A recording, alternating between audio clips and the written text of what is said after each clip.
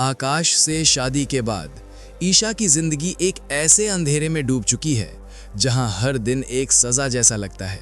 लेकिन उसे क्या पता था कि उसकी किस्मत उसे सीधे उस इंसान के सामने ले जाने वाली है जिससे वो अपनी पूरी जिंदगी भागती रही है।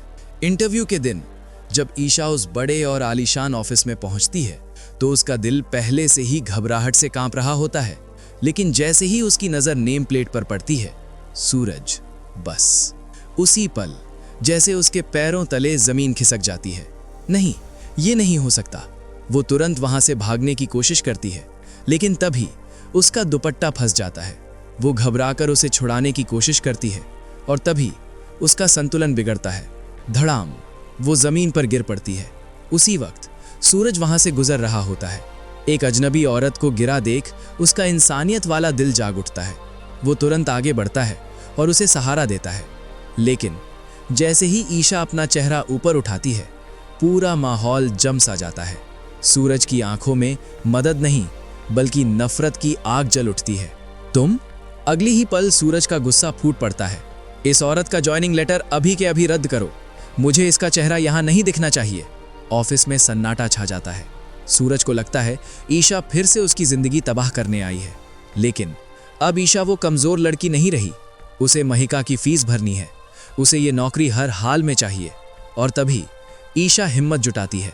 वो सूरज की आंखों में आंखें डालकर कहती है, सर, ये सरकारी नौकरी है।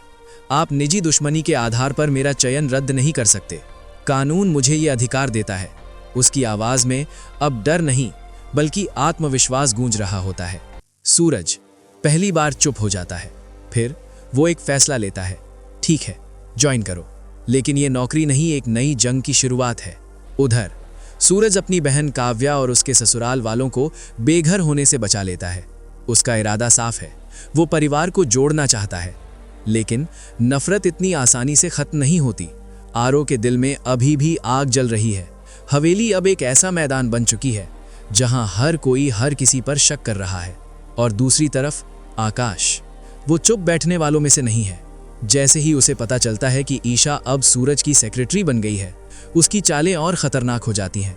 वो सूरज की कमजोरी ढूंढ रहा है ताकि उसे हमेशा के लिए बर्बाद कर सके। लेकिन उसे ये नहीं पता कि सूरज की सबसे बड़ी ताकत और सबसे बड़ी कमजोरी वही सच है जो ईशा अपने सीने में छुपाए बैठी है।